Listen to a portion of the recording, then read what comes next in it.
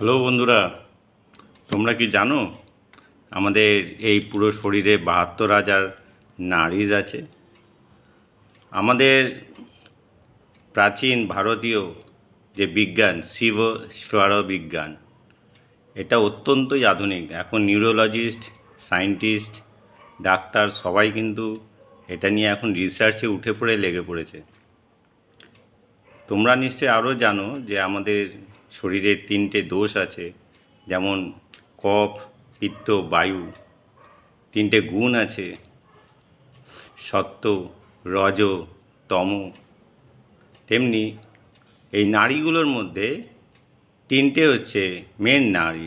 নাড়িস মানে হচ্ছে শরীরের মেন যে চ্যানেলগুলো দিয়ে আমাদের শরীরের ভাইটাল ফোর্সগুলো যেগুলো প্রবাহিত হয়, তাই সেই এনার্জি চ্যানেলগুলোর মধ্যে ৩টে মেন হচ্ছে ইরা নাড়ি, যেটা আমরা লেফট সাইড, যেটাকে চন্দ্রস্বর বলা হয়। পিংলা নাড়ি রাইট সাইডে, যেটাকে সূর্যস্বর বলা হয়। আর যেটা এই দুটোকে ব্যালেন্স করে সেটা হচ্ছে আমাদের সুষুম্না নাড়ি, সুষুম্না নাড়ি।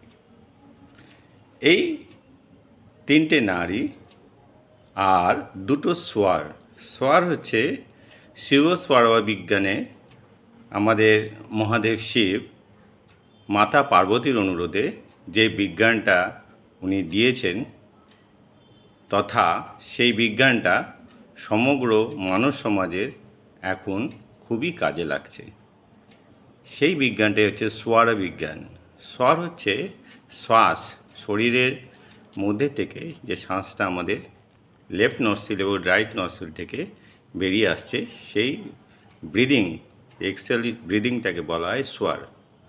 লেফট সাইডের নস্ট্রিল থেকে যেটা বেরিয়ে আসছে সেটাকে বলা হয় চন্দ্রস্বর, আর রাইট সাইডে যেটা বেরিয়ে আসছে সেটাকে বলা হয় সূর্যস্বর।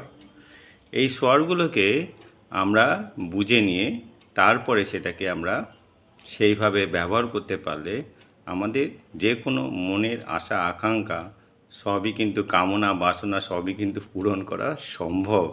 এটা আধুনিক বিজ্ঞান বলছে। এবং এই স্বর যদি আমার পরিবর্তন করার প্রয়োজনীয়তা মনে হয়, সেটা আমি নিজের ইচ্ছায় কিন্তু কিছুটা প্র্যাকটিসের মাধ্যমে প্রয়োজন এটাকে চেঞ্জ করতে পারি। সোমবার, বুধবার এবং শুক্রবার হচ্ছে চন্দ্রস্বরের রাজা। এই 3 দিন এই স্বরে কাজ করলে সেটা সাকসেসফুল হবেই।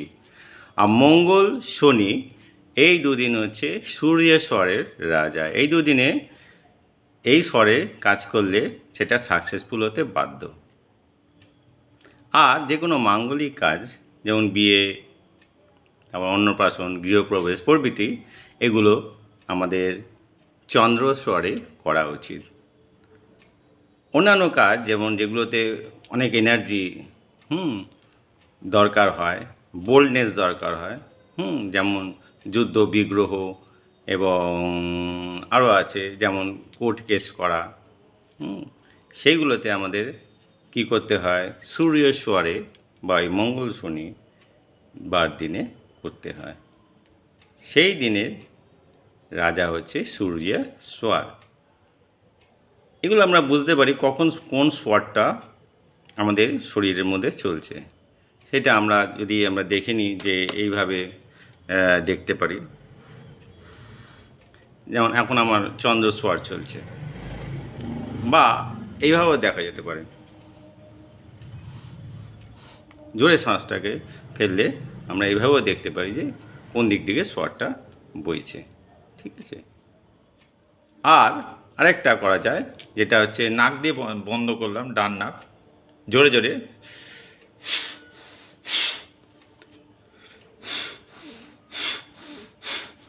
করলে বোঝা যায় যে কোনটা দিয়ে ফ্লো স্মুথলি হচ্ছে আর কোনটা দিয়ে টাইট হচ্ছে। যেটা দিয়ে স্মুথলি ফ্লোটা হচ্ছে, ব্রিদিংটা চলছে, সেটা থেকে তখন সেই স্বরটা মোস্ট অ্যাক্টিভ বোঝা যায়। চন্দ্রস্বর এবং সূর্যস্বর দুটো মধ্যে দিয়ে যখন ইকুয়ালভাবে যখন শ্বাস আমাদের একভাবে পড়ে, তখন আমরা বুঝবো আমাদের সুষুম্না নাড়ি অ্যাক্টিভ রয়েছে। অর্থাৎ চন্দ্র এবং সূর্য দুটোকে ব্যালেন্স করে আমাদের সুষুম্না নাড়ি। এই বিজ্ঞানটা সম্পর্কে কিন্তু এটা খুবই আধুনিক বিজ্ঞান, আমাদের জেনে রাখার দরকার আছে। Thank you.